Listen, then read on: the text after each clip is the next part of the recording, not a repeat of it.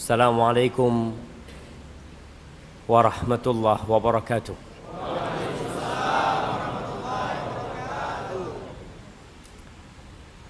Innal hamdalillah. Masya Allah. Ada ngangkat HP. Kita mau dengerin kajian ini.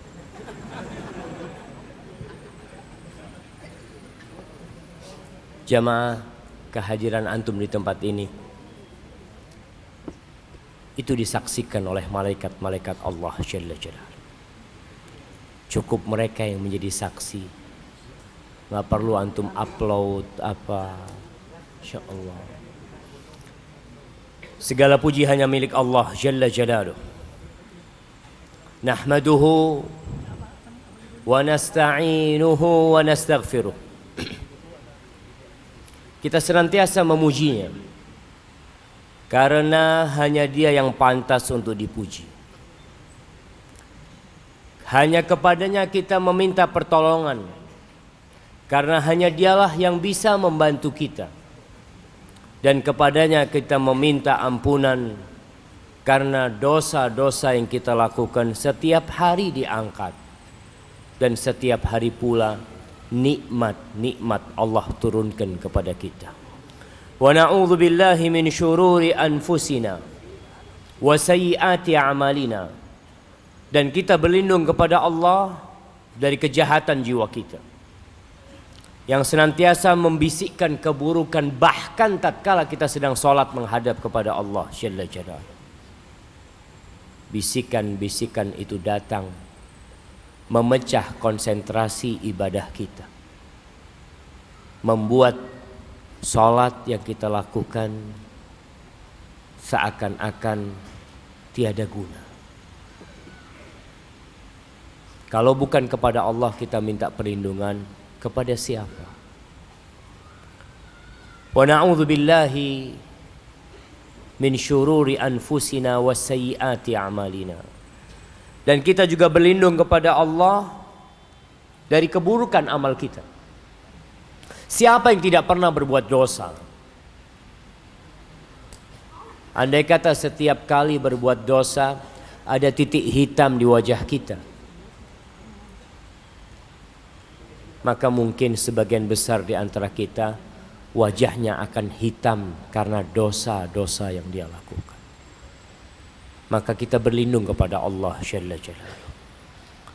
Man yahdillah fala mudhillalah wa man yudlilhu fala hadiyalah. Barang siapa yang diberi petunjuk oleh Allah, maka tidak satupun yang dapat menyesatkannya. Dan barang siapa yang disesatkan dalam kehidupan ini, maka 1000 kiai, 1000 tuan guru, bahkan 1.000.000 didatangkan, mereka tidak akan bisa memberikan hidayah. Wa asyhadu an la ilaha illallah wahdahu la syarikalah. Wa asyhadu anna Muhammadan abduhu wa rasuluh wa habibuhu wa khaliluh. Salawatu rabbi wa salamuhu wa barakatuhu alaihi wa ala alihi wa ashabihi ajma'in. Amma ba'd. Jamaah rahimakumullah. Malam hari ini, malam Sabtu, tanggal 25 Jumadal Akhirah 1440 Hijriah. Kita berada di salah satu dari rumah Allah Azza wa Jal. Semoga Allah menjadikan keberadaan kita di tempat ini dilimpahin berkah dan rahmat-Mu. Kamu akan mencintainya. Siapa yang akan kita cintai? Siapa yang seharusnya kita cintai dalam kehidupan ini? Allah Jalla Jalaluhu di surah Al-Ahzab di ayat ke-6. Di potongan ayat itu Allah mengatakan, An-nabiyyu awla bil mu'minina min anfusihim wa azwajuhu ummahatuhum. Nabi kita Muhammad sallallahu alaihi wasallam itu lebih berhak atas diri kita daripada kita sendiri atas diri kita.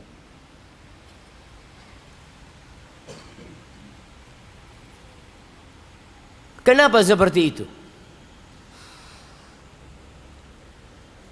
Allah mengutus beliau sebagai rahmatan lil alamin.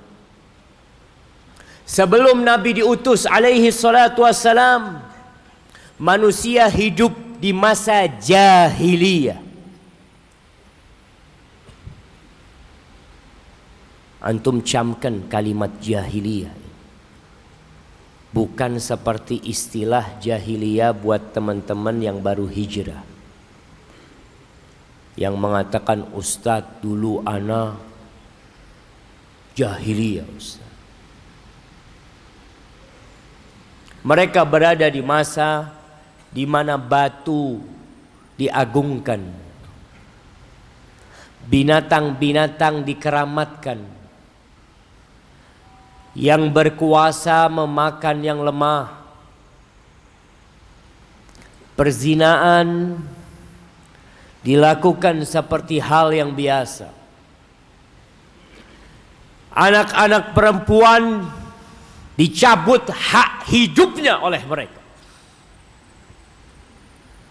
Allah mengatakan, wa idzal mau'udatu su'ilat bi ayyi dzambin qutilat. Ketika bayi-bayi perempuan yang dikuburkan itu ditanya, apa dosa kalian sehingga kalian harus dikubur hidup-hidup? Pada masa itu datang seorang nabi yang dikenal dengan Al-Amin. Selama hidupnya di kota Mekah 40 tahun menjadi manusia biasa, menjadi warga Mekah yang belum mendapatkan wahyu ilahi. Seluruh penduduk Mekah bersepakat bahwa beliau adalah makhluk terindah yang ada pada waktu itu, Al-Amin. Bahkan tatkala terjadi pertikaian yang hampir saja menjadikan Masjidil Haram banjir darah, selama 3 hari 3 malam, ketika umur Nabi kita alaihi salatu wassalam 35 tahun, mereka bingung siapa yang paling pantas meletakkan Hajar Aswad. Semua kabilah beranggapan kami. Ada satu yang berani menyentuh, darah akan dikucurkan. Semua kabilah beranggapan mereka lebih pantas untuk meletakkan Hajar Aswad. Setelah 3 hari, mulai amarah mereka pudar. Akhirnya mereka berkata, sudahlah, kita jadikan orang yang pertama masuk ke Masjidil Haram ini penengah kita. Ditungguin oleh mereka yang 3 hari 3 malam mungkin tidak tidur. Ditunggu, tahu-tahu ada seorang manusia yang muncul dari lorong-lorong di antara rumah penduduk Mekah. Dulu nggak ada bangunannya Masjidil Haram, yang ada Ka'bah, tempat tawaf yang dipagarin oleh rumah penduduk. Kenapa ada yang berdiri di sana? Ada tempat duduk. Jamaah, masih ada tempat di dalam? Masya Allah. Semoga yang berdiri, yang lebih besar pahalanya yang berdiri apa yang duduk?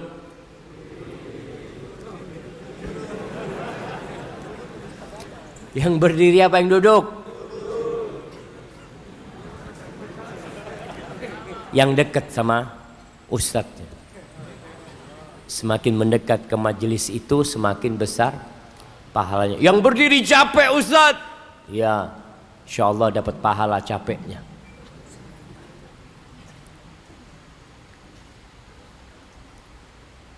Ditungguin tuh, tahu-tahu muncul manusia di antara lorong gang-gang rumah itu, dilihat. Yang muncul siapa? Nabi kita Muhammad sallallahu alaihi wasallam. Keluar Nabi berjalan. Apa kata penduduk Mekah pada waktu itu?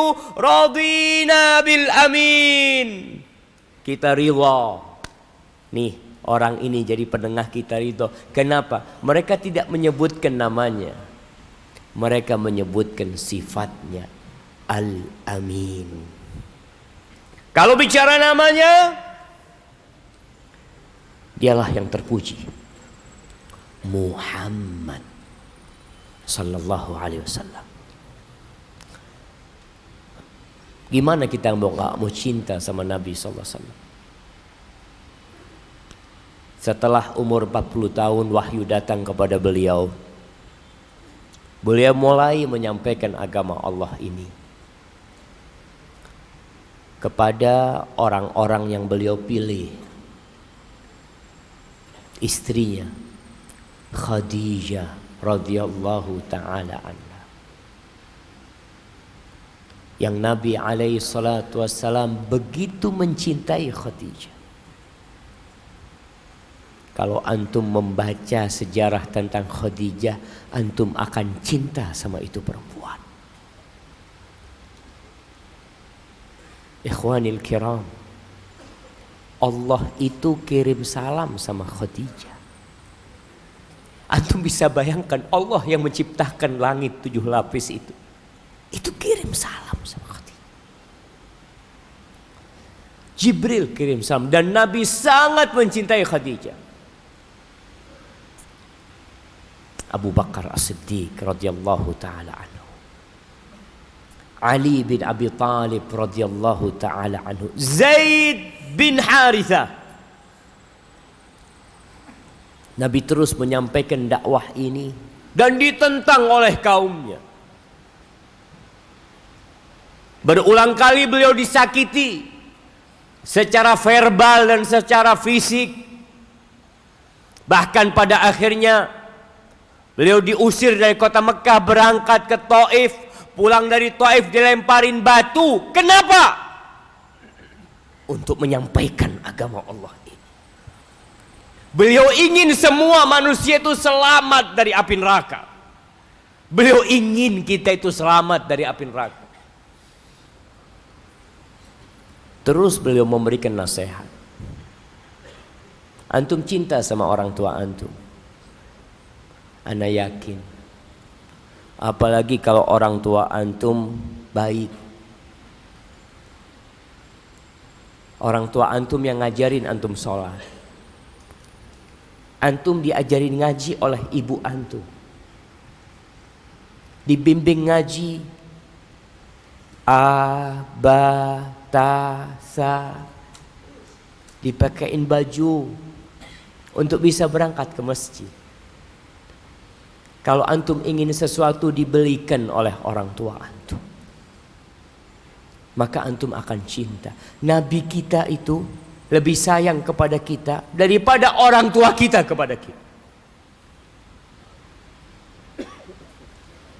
Wallahi jamaah, Rasul sallallahu alaihi wasallam pernah mengatakan, la yu'minu ahadukum, tidak beriman kalian, seseorang di antara kalian tidak akan disebut mukmin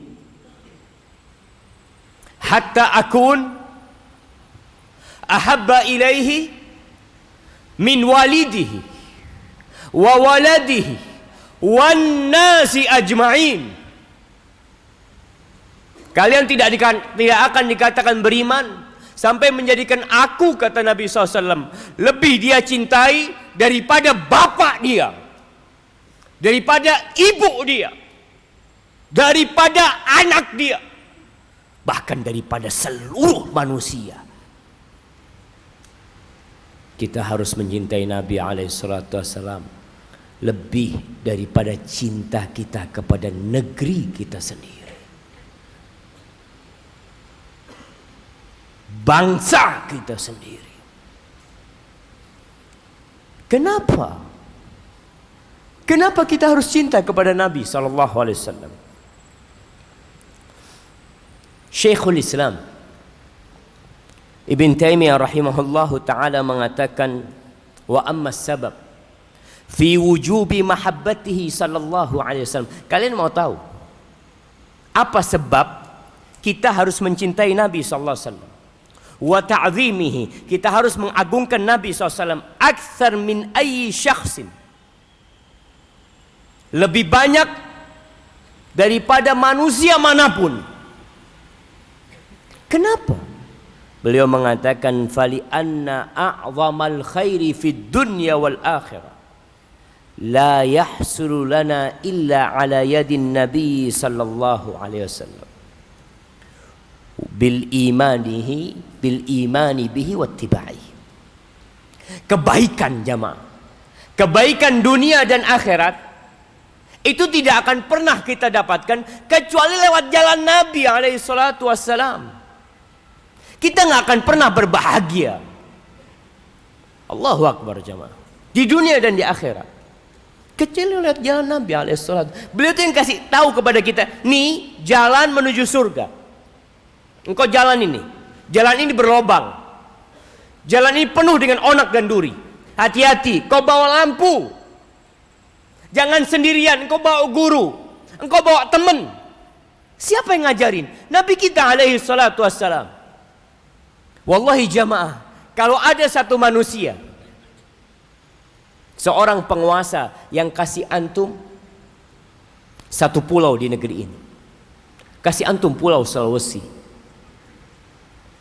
antum jadi penguasa, jadi raja di Sulawesi, antum yang memiliki semua tanah yang ada di sini, antum bisa berbuat apa saja di sini. Bagaimana antum akan mensyukuri itu orang yang memberikan kebaikan kepada antum? Antum tidak akan pernah lupa. Taib. Kalau antum suatu hari hendak tenggelam di dalam sungai,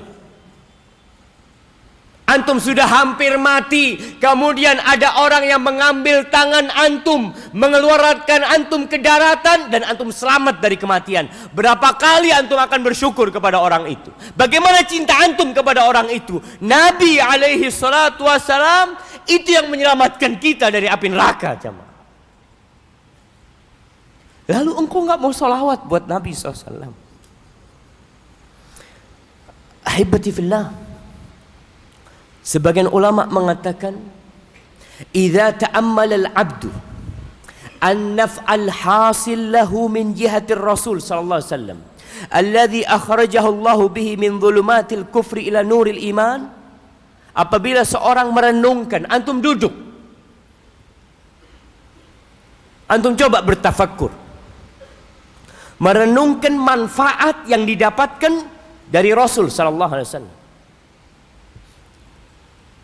yang dengannya Allah mengeluarkan kita dari alam kegelapan menuju ke alam yang terang benderang, dari kegelapan kekufuran menuju cahaya iman. Alima annahu, Allahu Akbar, alaika salatu wassalam ya Rasulullah, alima annahu sababu baqa'i nafsihi al-baqa' al-abadi fi an-na'imis sarmadi. Ketika itu antum akan tahu kalau Nabi itu penyebab kita hidup kekal abadi dalam kenikmatan selama-lamanya. Itu Nabi sebabnya. Wa alima anna naf'ahu bidzalika a'zam min jami'i wujuhil intifa'an. Dia akan tahu bahwa manfaat yang dia dapatkan dari arah Nabi SAW lebih banyak dari semua manfaat yang kau dapatkan di dunia ini, dari mana saja. Fastahaqqa lidzalika an yakuna hadduhu min mahabbatihi awfar min ghairihi. Maka pantaslah Nabi mendapatkan cinta lebih banyak daripada kecintaan kita kepada orang tua kita, daripada kecintaan kita kepada anak kita, kepada istri kita, kepada negeri kita. Pantas jemaah. Karena lewat beliaulah kita bakal bisa hidup kekal selama-lamanya dalam kenikmatan. Walakinnan nas yatafawatuna fi dzalika bihasabi istihdari dzalika wal ghaflati anhu. Kita ini beda-beda, tapi cinta kita sama Nabi beda. Apa yang menyebabkan perbedaan itu? Perbedaan itu disebabkan perasaan antum. Kondisi antum, hadir enggak kebaikan-kebaikan Nabi buat kita di diri antum? Sebagian enggak pernah tahu tentang Nabi SAW. Enggak pernah memikirkan kalau Nabi itu berbuat baik sama kita. Enggak ada. Tapi semuanya, insya Allah seorang mukmin itu harus ada cinta kepada Nabi SAW. Walaupun umpamanya kita melihat ada orang nggak sholat tapi dia beriman, mungkin sholatnya bolong-bolong. Tapi kalau ditanya, engkau cinta nggak sama Nabi SAW? Cinta, Ustaz. Ada cinta di hatinya, tapi tertutup dengan awan gelap kemaksiatan, sehingga dia tidak tahu tentang cinta kecuali ucapan belaka yang tidak terwujudkan dalam raga dan perbuatan dia. Kalau antum punya teman yang baik sekali, orang yang pemberani, suka membantu, dermawan, Allahu Akbar, apa saja keperluan antum dia selalu membantu antum, wajahnya tampan, baik hati, ana yakin antum akan suka dengan orang itu. Bahkan tatkala antum lama tidak memandangnya, antum akan merindukan dia. Jamaah, ketahuilah bahwa semua sifat baik yang dimiliki manusia, semua itu ada di diri Nabi kita Muhammad sallallahu alaihi wasallam secara sempurna. Allah Jalla Jalaluh mengatakan tentang beliau, berbicara tentang akhlak dan perilaku beliau. Apa kata Allah? Wa innaka la'ala khuluqin azim. Alaika salatu wassalam ya Rasulullah. Sesungguhnya engkau benar-benar berada di atas akhlak yang mulia.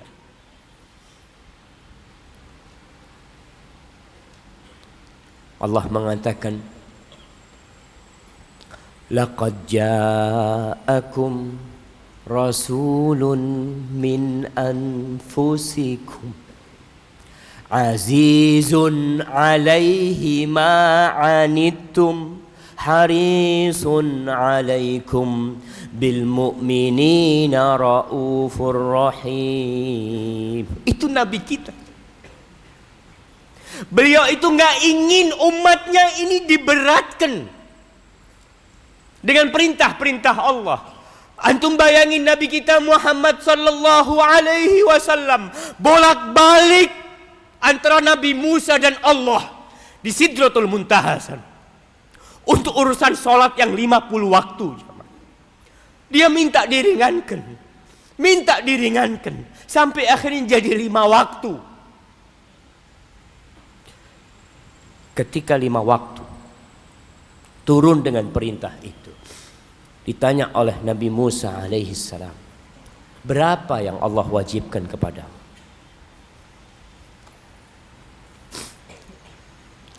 Khamsus salawat, 5 waktu. Apa kata Nabi Musa alaihissalam? Engkau minta keringanan lagi, umatmu gak mampu.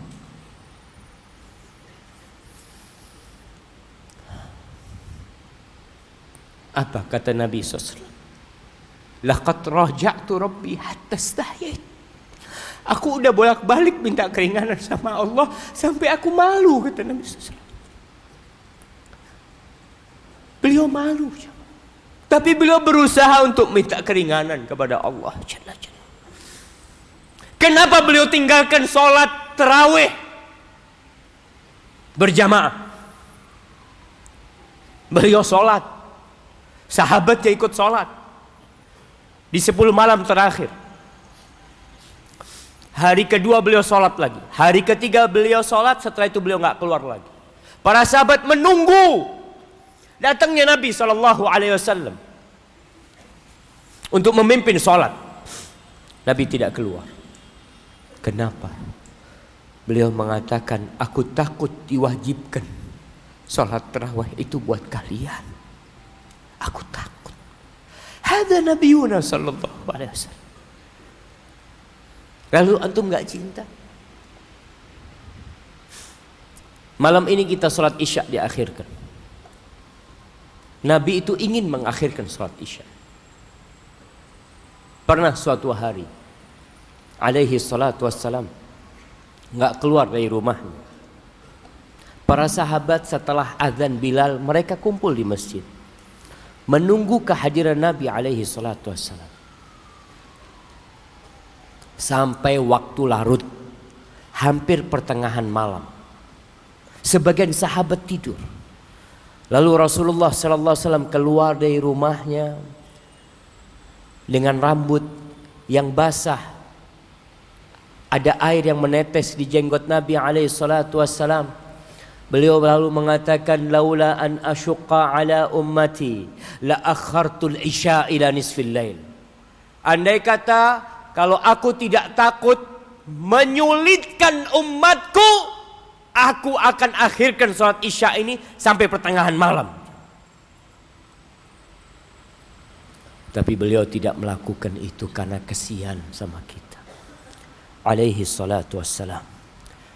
Kita lihat bagaimana kecintaan para sahabat kepada Nabi alaihi salatu wassalam. Para sahabat siap, harta mereka itu Nabi yang bagiin.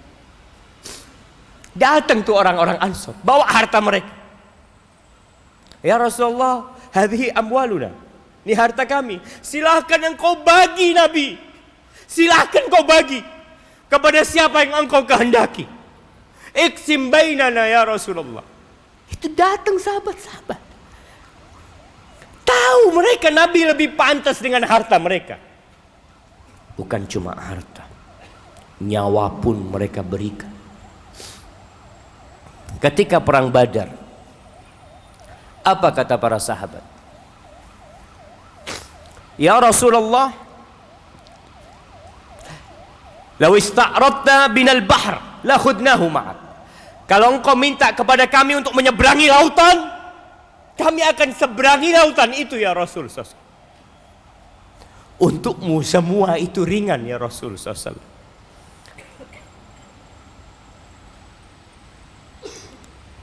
Para sahabat rindu kepada Nabi SAW. Rindu.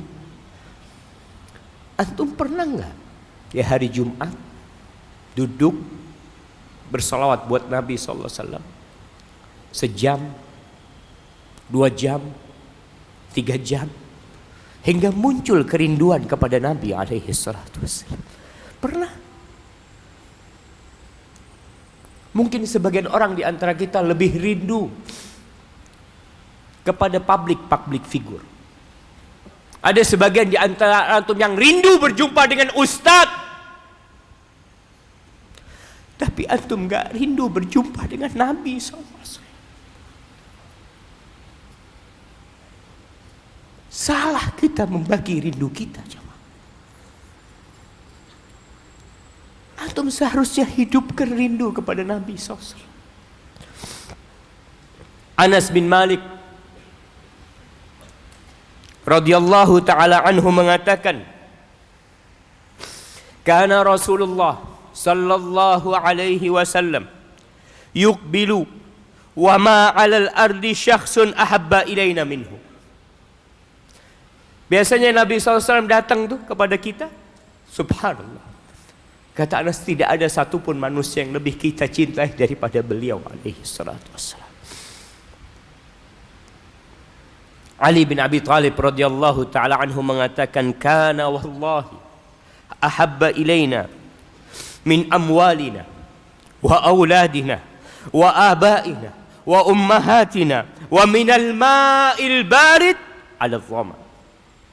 Nabi alaihi salatu wassalam itu lebih kami cintai daripada harta kami, daripada anak-anak kami, daripada orang tua kami, bapak kami, ibu kami, dan dari air dingin di saat kehausan. Kita lebih cinta kepada Nabi sallallahu alaihi wasallam. Cinta mereka penuh dengan penghormatan. Amr ibn al-As radhiyallahu ta'ala anhu, dia mengatakan, walau su'iltu an asifahu ma abtaqtu. Kalau kalian minta, dia cerita kepada para tabi'in, kalau kalian minta kepada aku, tolong sifati Nabi SAW, gambarkan kepada kami wajahnya. Aku gak mampu menggambarkan gimana indahnya wajah Nabi SAW.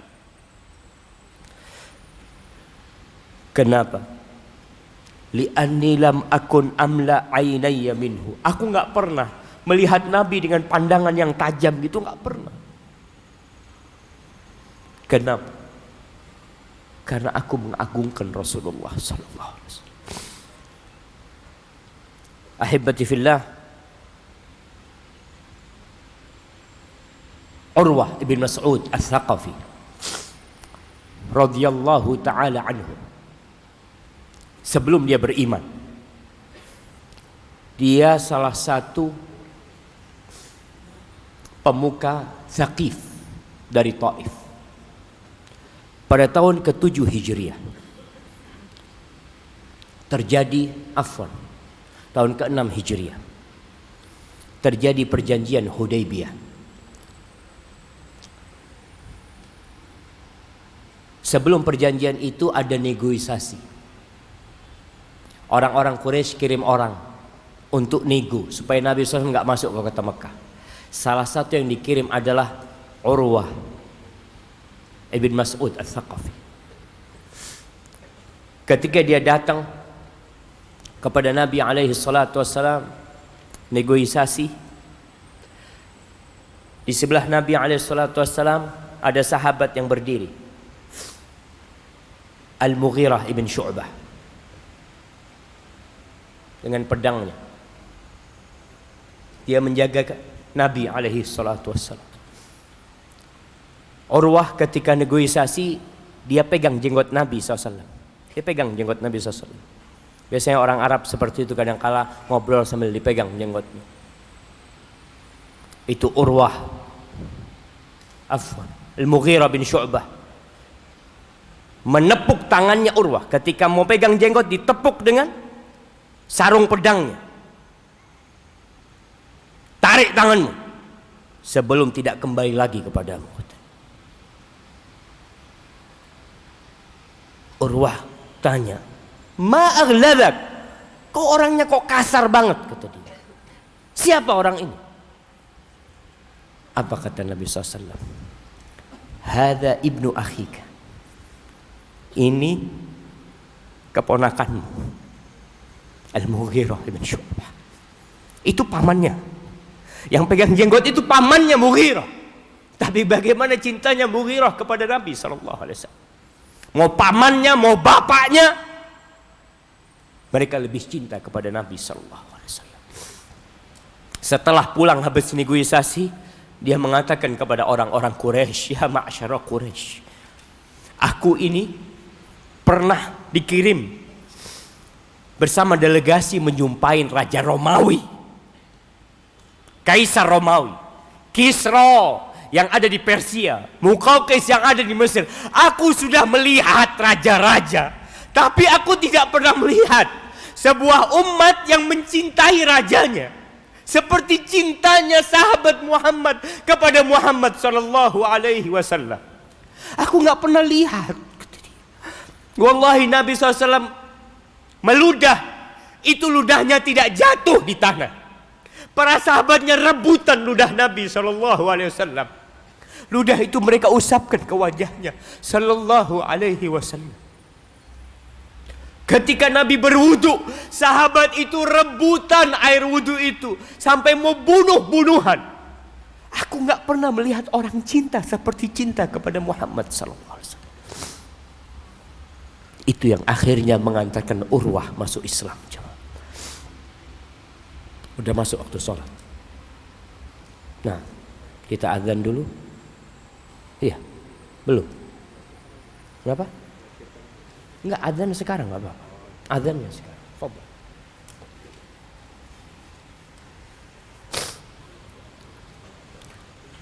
Silahkan yang azan dulu, lalu kita lanjutkan. Coba.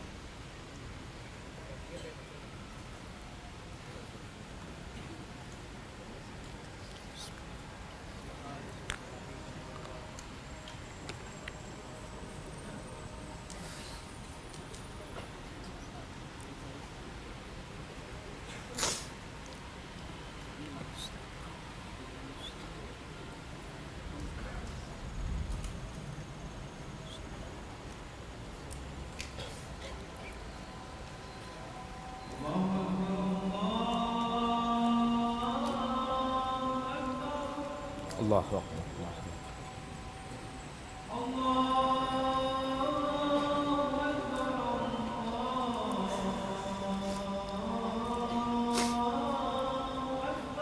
Allahu Akbar.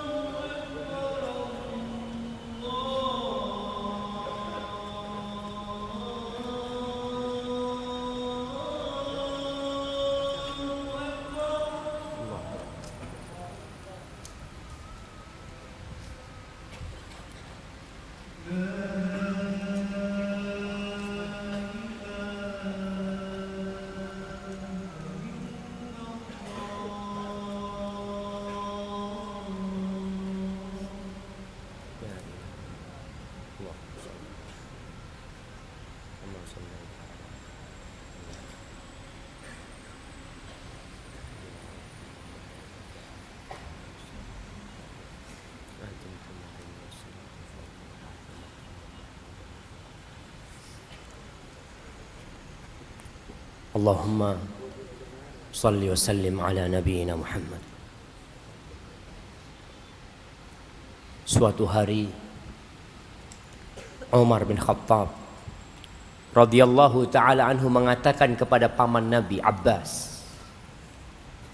Dia mengatakan, "Ya Abbas, wallahi la islamuka yawma aslamta ahabbu ilayya min islamil Khattab."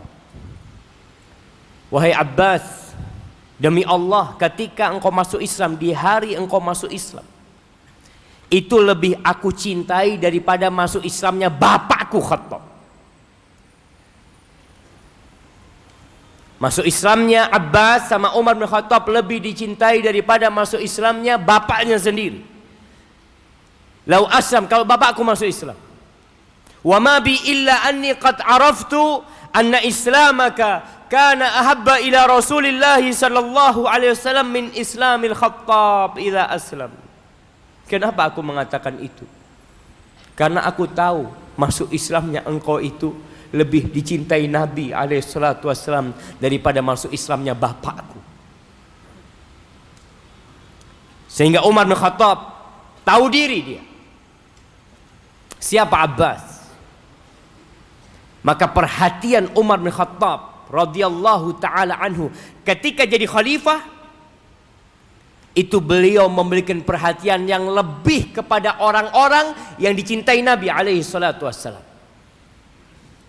Karena kalau benar cintamu kepada fulan, engkau akan mencintai orang-orang yang dicintai fulan.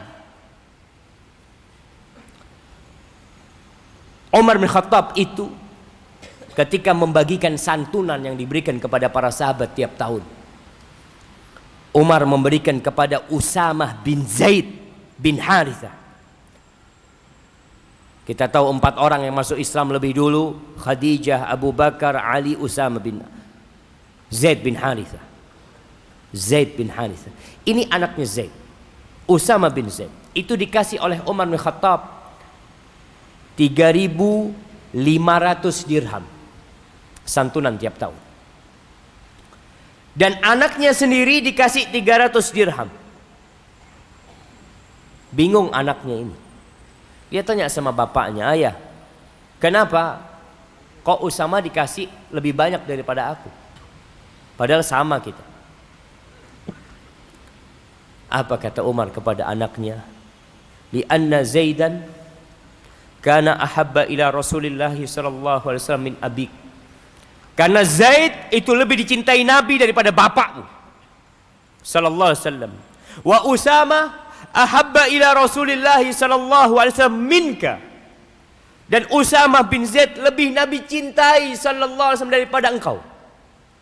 Fa athartu hubba Rasulillah sallallahu alaihi wasallam. Maka aku lebih mengutamakan cinta Nabi alaihi salatu wassalam. Pada suatu hari datang seorang kepada Nabi alaihi salatu wassalam. Cerita ini disebutkan oleh Syekh Albani dalam As-Sahihah. Orang ini mengatakan, "Ya Rasulullah, alaika salatu wassalam ya Rasulullah. Innaka la ahabbu ilayya min nafsi wa la ahabbu ilayya min ahli wa ahabbu ilayya min waladi." Engkau itu lebih aku cintai daripada diriku sendiri. Engkau itu lebih aku cintai daripada istriku, daripada anakku. Wa inni la akunu fil bait fa'adhkuruka. Aku tuh di rumah, duduk di rumah kadang-kala jadi ingat kepadamu wahai Nabi SAW. Fama asbir hatta atiyaka. Aku enggak sabar Nabi sampai aku datang.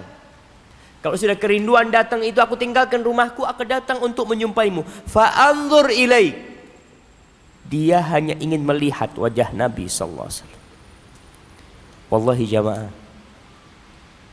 ini sahabat pernah berjumpa Nabi, rindu sama Nabi. Tapi Nabi SAW pernah mengatakan, "Inna min asyaddin nasi hubban li man lam yarani." Termasuk orang yang paling mencintai aku adalah orang yang belum pernah melihatku. Dia bukan sahabat, dia belum pernah berjumpa dengan Nabi sallallahu alaihi wasallam. Wadda law ra'ani bimalihi wa ahlihi. Dia ingin bisa melihatku walaupun harus mengorbankan harta dan keluarganya semua. Ini sahabat rindu sama Nabi, gak sabaran dia di rumahnya sampai melihat wajah Rasul sallallahu alaihi wasallam.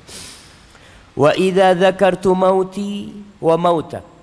Kalau aku ingat aku bakal mati dan engkau akan meninggal dunia juga. Araftu annaka idza dakhaltal jannah rufi'ta ma'an nabiyyin.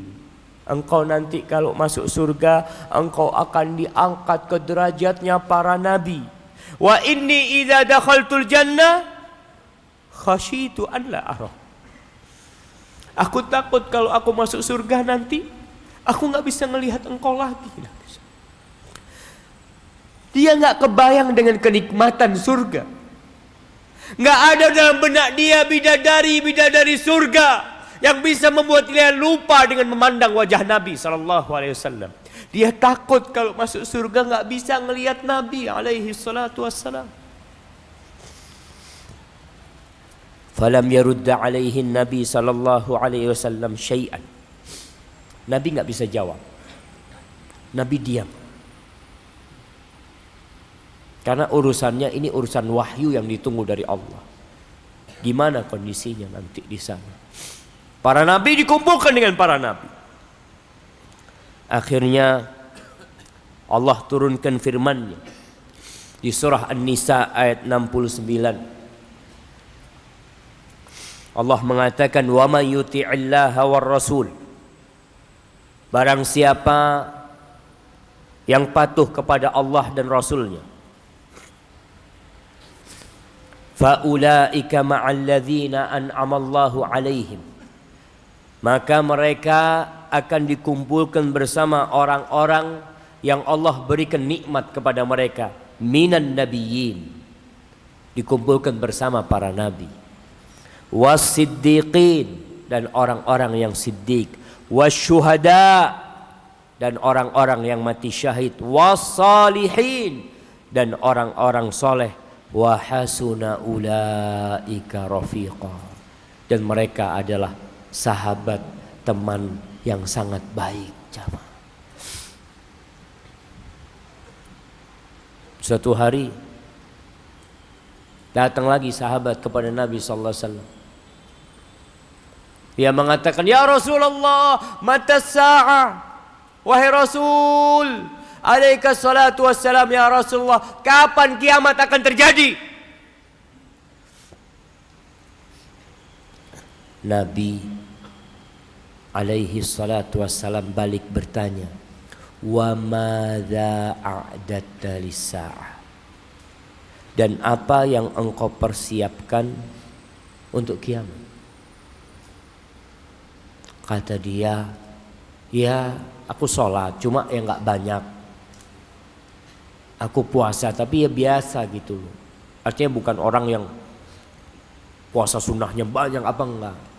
Tapi aku itu cinta kepada Allah dan Rasul. Lalu Nabi SAW mengatakan, anta ma'aman ahbabta, engkau akan dikumpulkan bersama orang yang engkau cintai. Anas bin Malik radhiyallahu ta'ala anhu ketika meriwayatkan hadis ini mengatakan, fama farihna bi syai'in farahana bi qaulin nabi sallallahu alaihi wasallam anta ma'aman ahbabta. Kita tuh enggak pernah gembira seperti gembiranya kita setelah dikasih hidayah Islam, seperti gembiranya kita dengan ucapan Nabi alaihi salatu wasallam, engkau dikumpulkan bersama orang yang kau cintai. Kita ni amalannya nggak bisa menyamai amalan Nabi sallallahu alaihi wasallam, sampai bengkak-bengkak beliau salat alaihi salatu wassalam. Tapi dengan cinta kepada Nabi sallallahu alaihi wasallam, kita bisa dikumpulkan bersama Rasulullah sallallahu alaihi wasallam. Ahibati fillah, ada sahabat Nabi yang lainnya, Dzul Bijadain, Abdullah Dzul Bijadain. Dia ini disebutkan dalam kitab Sifatus Safwah. Dia besar dirawat oleh pamannya, bapaknya sudah mati. Dia ingin masuk Islam, tapi pamannya nggak masuk Islam. Dia tunggu Islamnya pamannya, ternyata pamannya nggak masuk Islam. Akhirnya Dzulbijadain ini nama aslinya Abdul Uzza, kemudian diganti sama Nabi SAW Abdullah. Dia mengatakan, ya am, wahai paman, kuntu antadhiru salamataka bi islamik. Paman, aku itu nunggu keselamatanmu. Aku nunggu masuk Islamnya engkau. Fala araka turidu Muhammadan. Aku lihat engkau enggak mau menuju ke Muhammad sallallahu alaihi wasallam. Fa'dhan li fil Islam. Izinkan aku masuk Islam.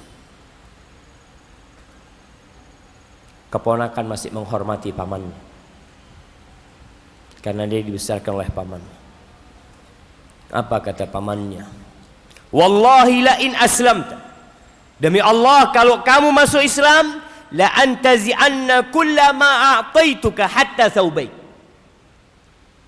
Kalau engkau masuk Islam, aku akan tarik semua fasilitas yang pernah aku berikan kepadamu. Sampai baju yang kau pakai aku akan lepas.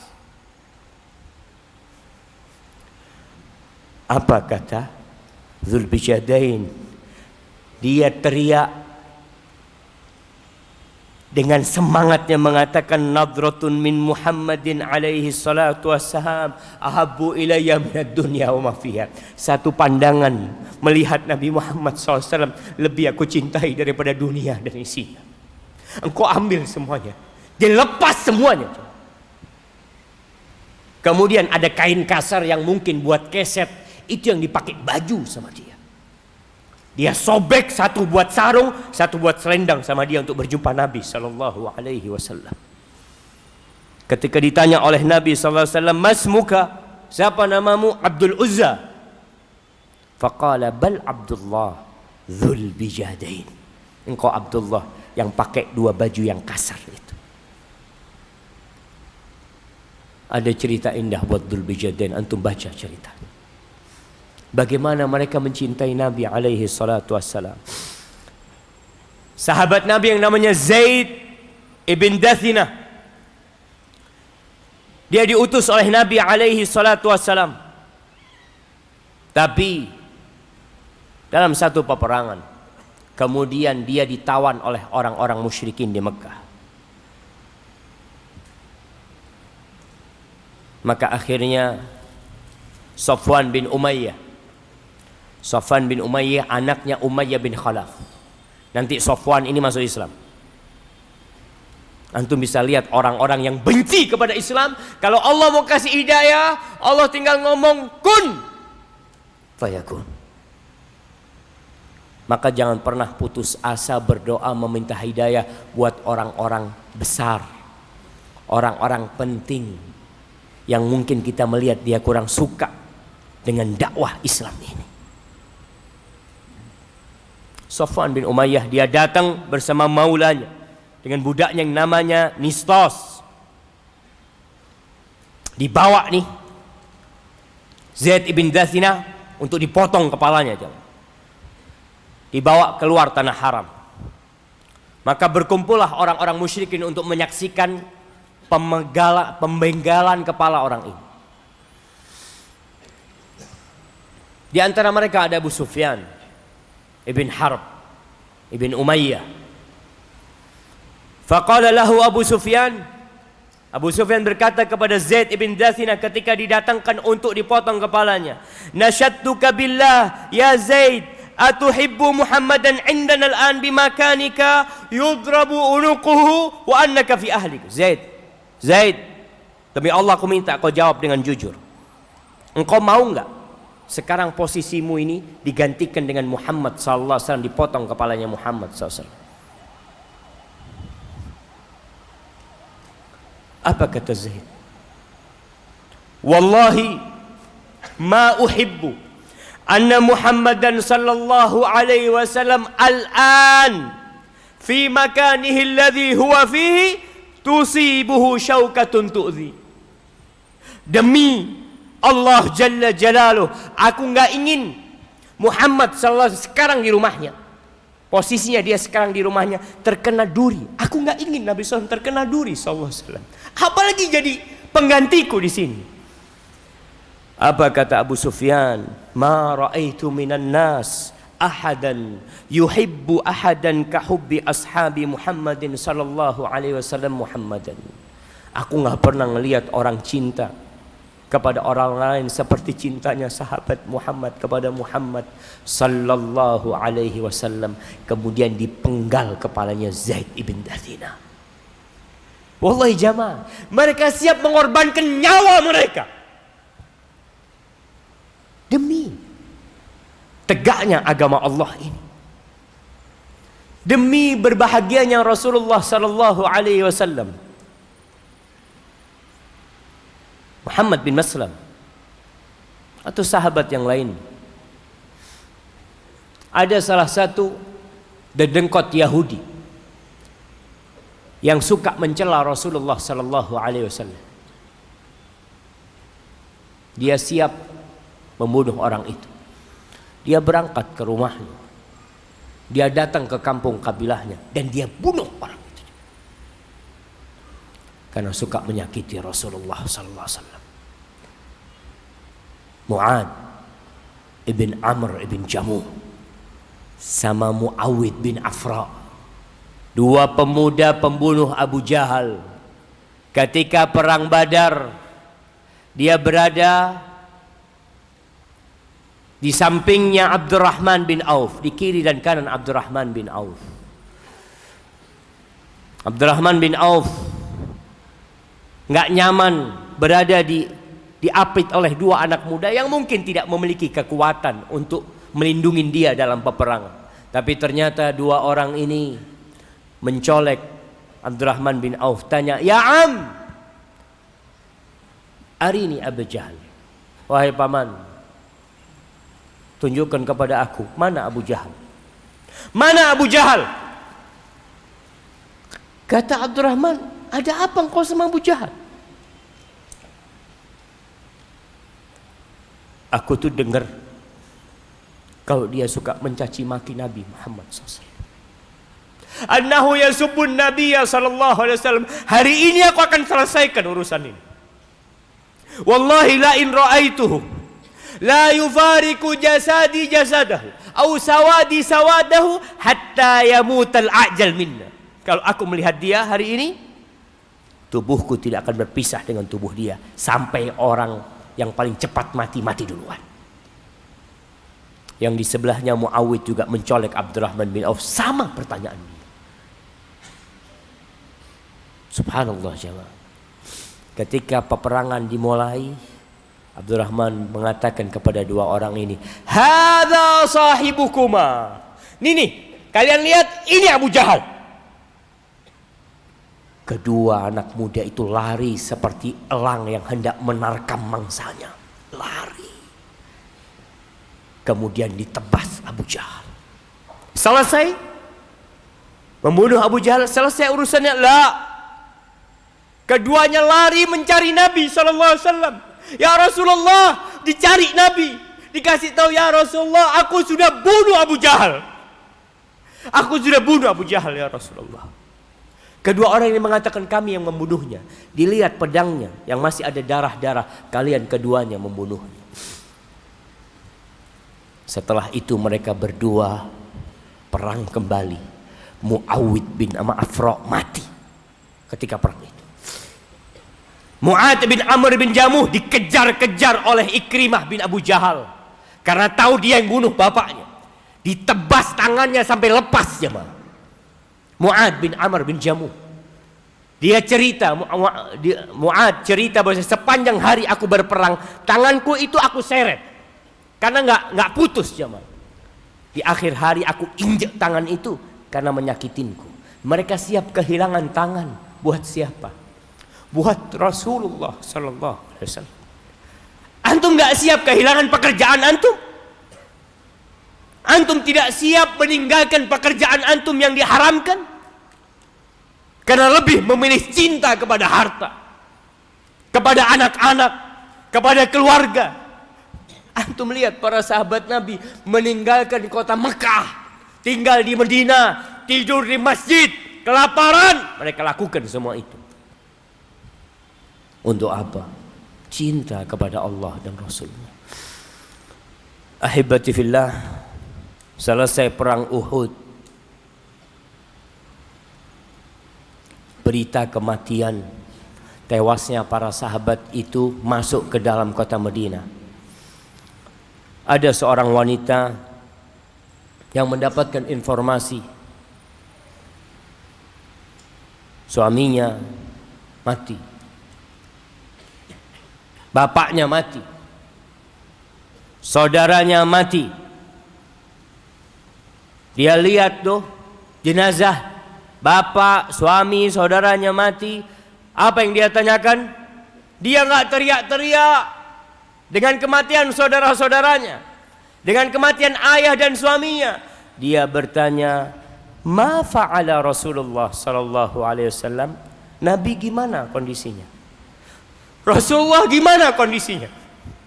Rasulullah khairan, kata dia. Huwa bihamdillah kama tuhibbin. Nabi baik seperti yang kau inginkan. Aruni hatta anzur ilaih. Tunjukkan, aku mau lihat Nabi SAW. Aku mau lihat Nabi. Dia nggak kepikiran dengan bangkai bapaknya. Dia kepingin lihat Nabi, mana Nabi.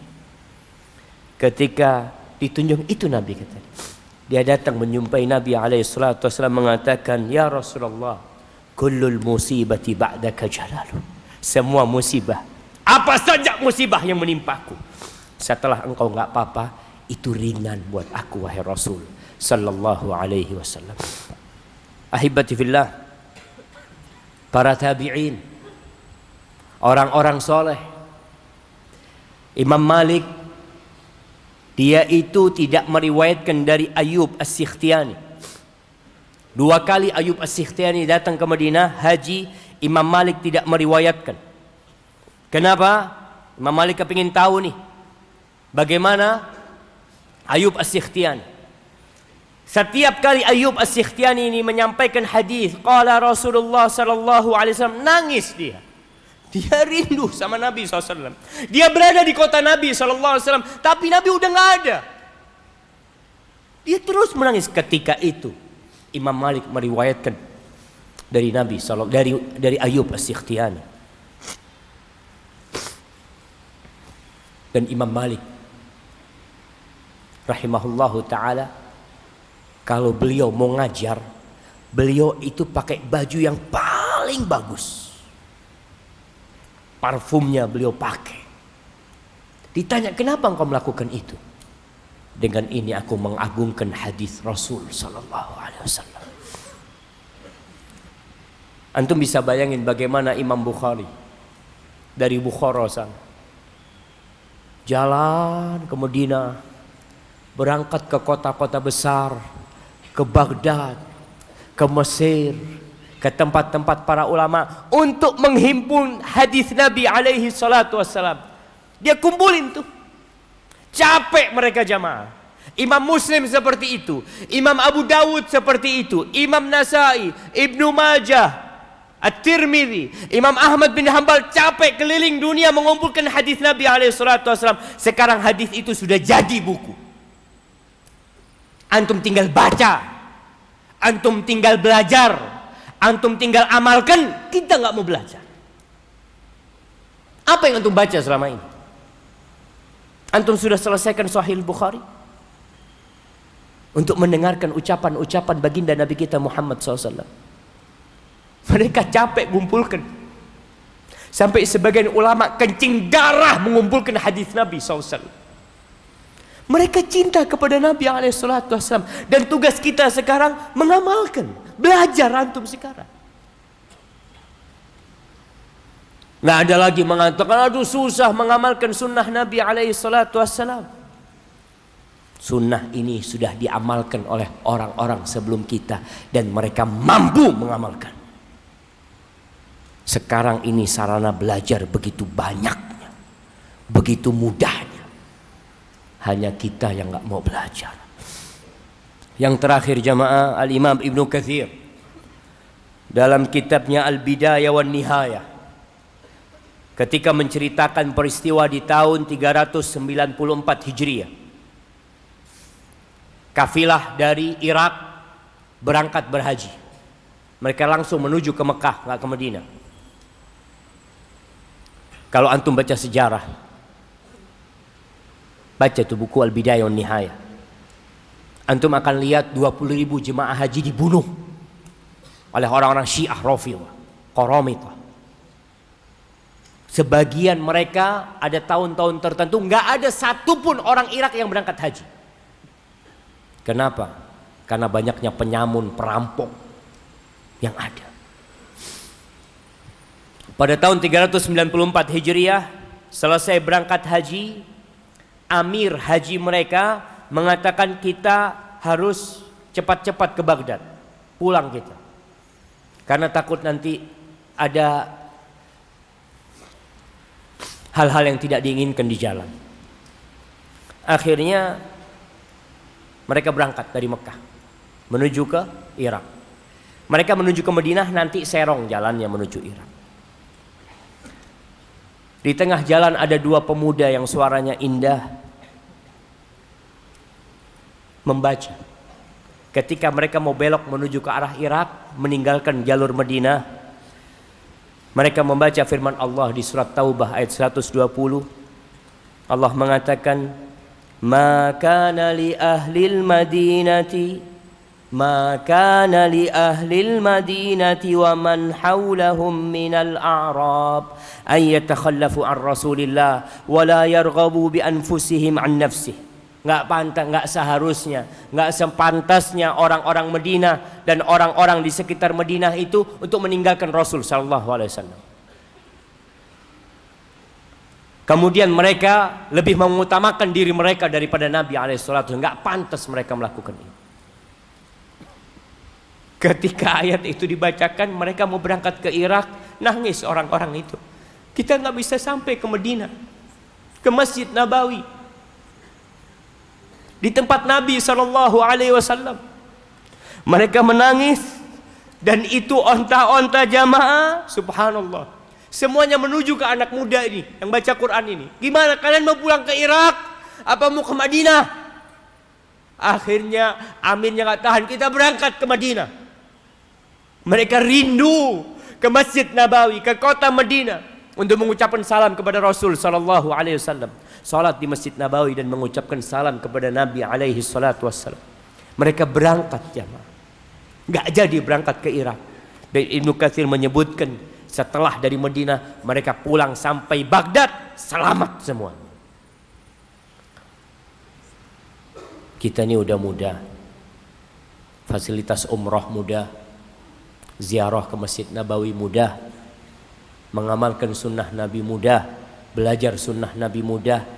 Nunggu apa antum jamaah? Antum gak perlu berdarah-darah lagi jamaah.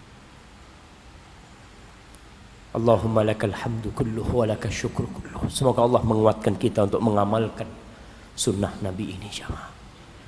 Mencintai Nabi alaihissalatu wassalam lebih daripada orang tua kita, daripada keluarga kita, daripada bangsa dan negeri kita. Hadza wallahu a'lam bissawab. Itu yang bisa Anda sampaikan.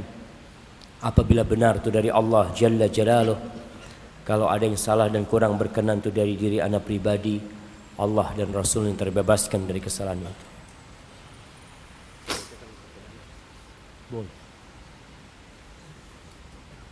Bismillah. Ustaz, apakah seorang ahli maksiat dan orang munafik seperti saya bisa bertemu dengan Nabi surga? Mohon doa Ustaz. Aku ingin tobat, tapi mengapa aku seorang yang pantas, terlalu kotor dan bergelimang dengan dosa? Apakah Allah akan mengampuniku? Mohon doanya Ustaz agar aku memperbaiki dosa dengan lagi. Jamaah rahimakumullah.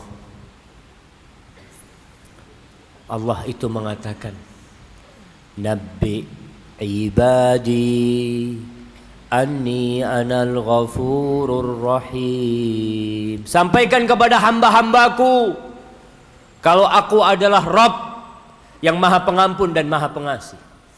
Wa anna azabi huwal azabul alim. Dan azabku adalah azab yang pedih, kata Allah Jalla Jalaluhu.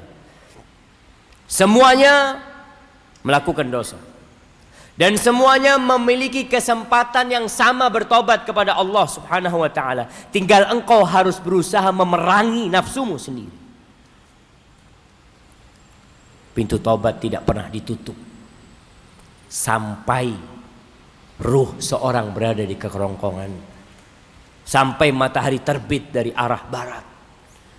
Maka tugasmu sekarang, kalau engkau merasa berbuat dosa, cepat bertobat. Tinggalkan teman-temanmu, ganti tempat mainmu, cari orang-orang yang baik. Allah Jalla Jalaluhu tidak akan pernah bosan sampai engkau bosan tobat kepadanya. Tapi kalau engkau tidak meninggalkan teman-temanmu, tetap mengikuti hawa nafsumu, maka ditakutkan ajal menjemputmu, engkau tetap berlumuran dosa. Allah jamaah, ya kalau bicara penyakit-penyakit seperti ini di masyarakat, itu biasanya karena sohib dan teman, karena apa yang ditonton juga.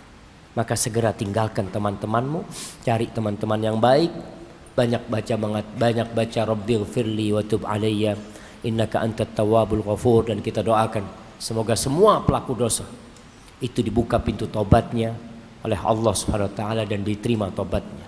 Barakallahu fikum. Assalamualaikum. Ana sangat mencintai baginda Rasulullah SAW. Cita-cita tertinggi Ana ingin sekali memeluk saat di telaga Nabi. Beliau mengatakan, namun Ana takut sekali jika sampai ajal nanti Ana belum sampai melaksanakan sunnah terbesarnya, yaitu menikah. Ana memiliki niat menikah, namun Ana takut jika sampai ajal nanti Ana tidak sempat melaksanakannya. Apakah Ana masih bisa memeluk Rasulullah jika Ana meninggal dalam keadaan budak yang dikatakan bukan bagian dari umat?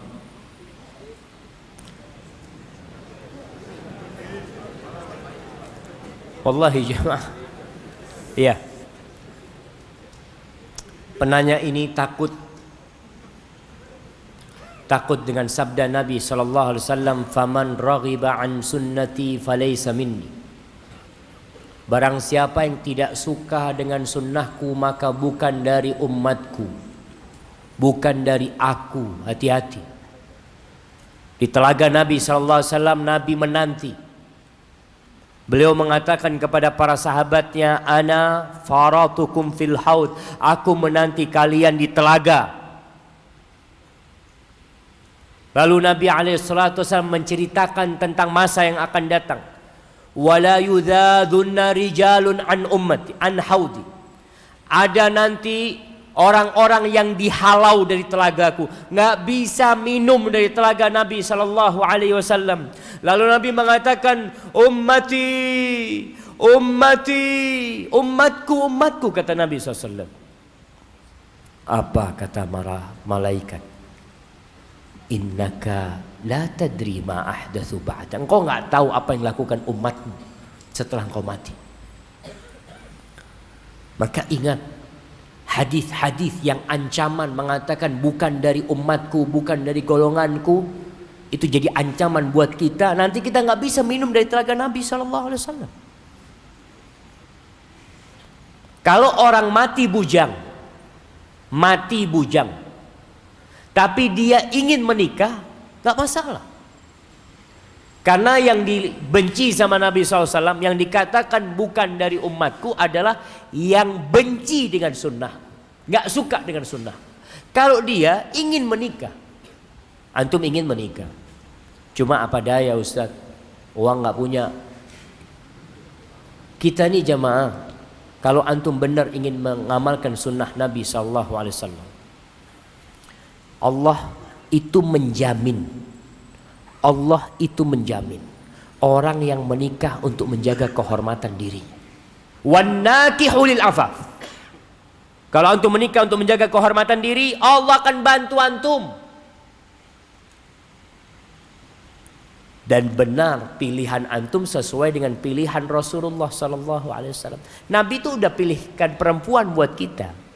Nabi itu pilihin, engkau nikah, tolong nikahin yang fulanah ya. yang agamanya baik. Tapi kita nggak mau kadang-kadang. Aduh Ustaz, ana kok kayaknya kurang pas. Ustaz. Kenapa? Wajahnya Ustaz. Nabi kan udah pilihkan buat engkau. Kata Nabi SAW, fadfar bidzatid din. Engkau nggak mau. Maka bicara sunnah Nabi SAW nikah ini, kita nggak boleh benci. Wanita juga. Ada wanita yang trauma untuk menikah. Karena dia mendapatkan ayahnya zalim kepada ibunya. Sehingga dia nggak punya niatan untuk menikah. Kadangkala seorang laki-laki juga mungkin trauma. Melihat banyak wanita yang berkhianat, berzina umpamanya.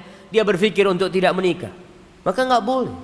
Atau dia berpikir, ana mau fokus ibadah. Nikah termasuk ibadah. Maka yang tidak akan atau yang tidak termasuk dari umat Nabi SAW adalah yang membenci sunnah nikah itu jemaah. Bukan yang tidak menikah. Ada orang yang umur 40 tahun belum menikah. Kenapa? Duitnya gak cukup. Apalagi di sini. Nah, ada yang maharnya 20 ekor lembu. Kalau lembu kecil-kecil gak apa-apa jemaah. Baik, barakallahu fikum. Fadhal. Assalamualaikum Ustaz. Waalaikumsalam warahmatullahi. Ketika saya mencoba mengikuti sunnah-sunnah Nabi, istri dan mertua selalu mengatakan tidak usah terlalu berlebihan dalam beragama. Ada yang pantas diikuti dan ada yang tidak pantas diikuti. Pertanyaannya Ustaz, bagaimana sikap saya jika harus mendapati masalah seperti ini? Masya Allah, betul. Betul perkataan mertua antum, keluarga antum. Jangan berlebih-lebihan dalam beragama. Jangan berlebih-lebihan. Tapi ukuran berlebih-lebihan yang mana? Rasul SAW memang mengatakan nggak boleh kita berlebih. Bahkan Allah mengatakan la taghlu fi dinikum ghairallah, nggak boleh berlebih-lebihan dalam beragama. Kita itu Islam harus Islam yang biasa-biasa aja. Nggak perlu antum Islam liberal, nggak perlu. Islam radikal nggak perlu. Biasa aja. Gimana Islam biasa? Yang biasa diamalkan Nabi SAW. Karena yang diutus menjadi Rasul itu namanya Muhammad bin Abdullah Sallallahu Alaihi Wasallam. Jadi Islamnya antum Islam biasa-biasa aja. Kalau tanya, jangan berlebih-lebihan, siap. Saya tidak akan berlebih-lebihan. Jenggotnya potong lah. Kenapa? Berlebih-lebihan itu. Subhanallah. Jenggot berlebih-lebihan. Kok bisa? Apa salahnya jenggot? Anak kadang-kala bingung Ustaz. Mereka mempermasalahkan orang berjenggot. Messi berjenggot nggak ada yang ribut. Antum bisa lihat kebencian mereka kepada agama. Kalau berjenggot gaya nggak apa-apa. Kalau berjenggot karena Nabi Muhammad SAW jangan berlebih-lebihan itu. Na'udzubillah.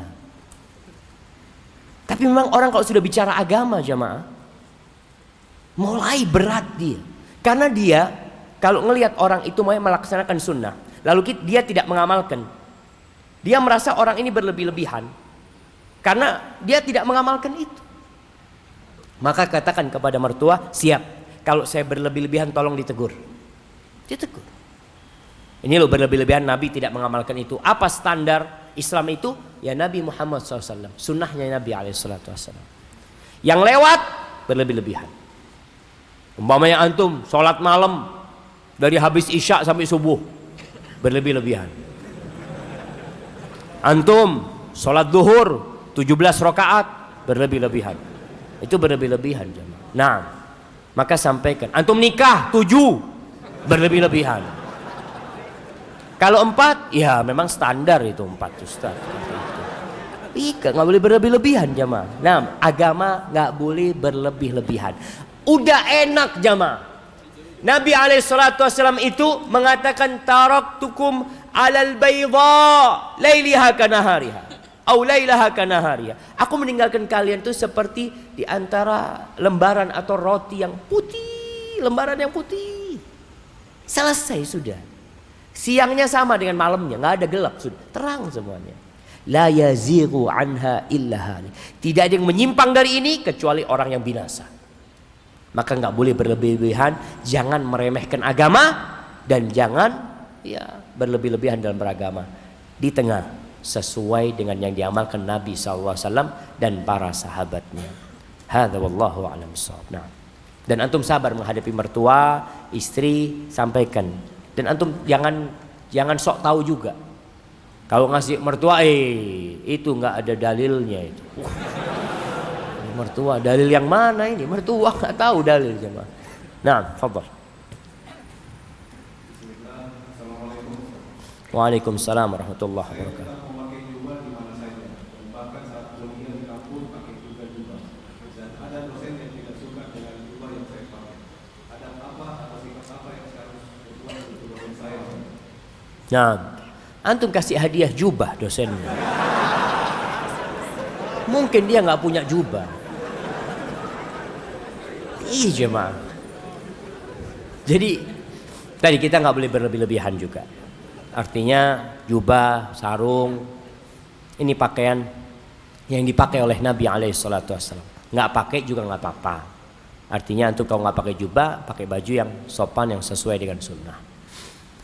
Tapi memang ada orang-orang itu yang benci dengan semua simbol Arab.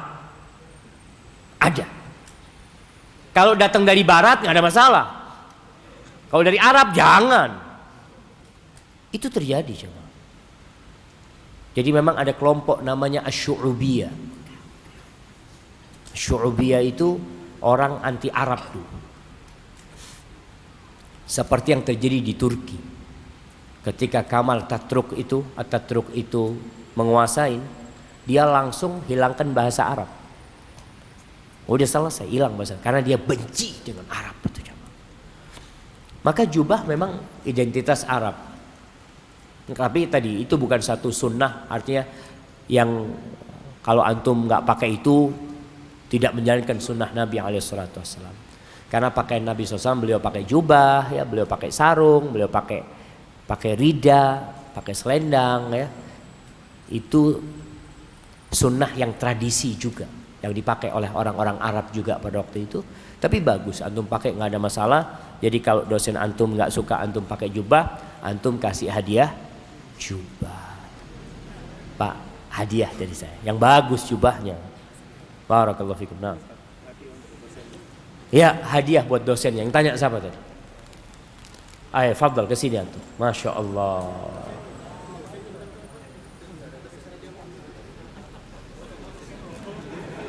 Jangan difoto, Masya Allah.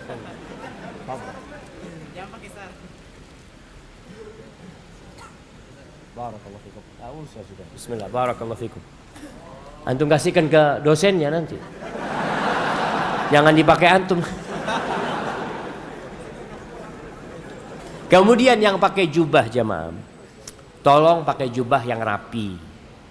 Karena terus terang sebagian teman-teman yang ngaji ini pakai baju kurang, nggak disetrika. Oh kan nggak wajib disetrika. Nggak wajib lah. Tapi kalau disetrika bagus, pakai parfum, sehingga Islam itu kelihatan indah. Jadi orang ketika lihat antum datang ke kampus, itu jalan sekampus itu aromanya parfum antum. Allahu Akbar. Nah, jadi orang tahu, oh fulanan sudah datang ini. Dari mana? Parfumnya tercium gitu kan. Parfum yang wangi tapi jamaah. Barakallahu fikum. Nah, fadhal. Khalas. Belum selesai jamaah. Jamaah panitia bilang selesai, bukan ana loh jamaah. Tapi itu yang bisa ana sampaikan sebagai penutup jamaah. Sering-sering antum membaca tentang Rasulullah sallallahu alaihi wasallam. Karena tak kenal maka tak sayang. Pernah suatu hari ada orang-orang Ansor itu punya onta. Ontanya ini nggak mau kerja, marah-marah ontanya itu. Akhirnya mereka datang kepada Nabi sallallahu alaihi wasallam. Ya Rasulullah, onta kami nggak mau diajak kerja. Gimana ini solusinya? Nabi datang SAW ke kebunnya. Ketika masuk ke sana, orang-orang takut. Ya Rasulullah, jangan masuk. Nabi SAW takut nanti dia menyakitimu. Enggak, labas. Jangan takut kalian. Ketika Nabi SAW masuk, onta itu langsung datang dan sujud di sisi Nabi SAW. Dipegang sama Nabi SAW, kemudian diajak kerja sama Nabi SAW. Subhanallah, onta kenal sama Nabi SAW. Pokok pohon kurma. Nabi SAW awal datang ke Madinah, beliau nggak punya mimbar. Beliau kalau ceramah itu bersandar ke pohon kurma itu. Ketika dibikinkan mimbar, pohon kurma itu menangis, jamaah. Mengeluarkan suara seperti suaranya anaknya sapi yang ditinggal ibunya, atau seperti suara bayi dalam riwayat lainnya. Ada suara pokok yang keluar dari sana. Nabi turun dari mimbarnya, dipeluk sama Nabi SAW sampai diem. Kata Nabi SAW, kalau aku tidak peluk itu pohon, dia akan terus mengeluarkan suara sampai hari kiamat. Rindu kepada Nabi SAW. Hasan Al-Basri radhiyallahu taala anhu kalau meriwayatkan hadis ini mengatakan, jamaah, pohon aja rindu sama Nabi sallallahu alaihi wasallam. Gimana dengan kalian? Kenapa kita tidak rindu kepada Nabi sallallahu alaihi wasallam? Allahumma inna nas'aluka hubbak wa hubba man yuhibbuka wa hubba kulli amalin yuqarribuna ila hubbik. Allahumma rzuqna hubbaka wa hubba nabiyyika Muhammad sallallahu alaihi wasallam. Subhanakallahumma wa bihamdika asyhadu an la ilaha illa anta astaghfiruka wa atubu ilaik. Assalamualaikum warahmatullahi wabarakatuh.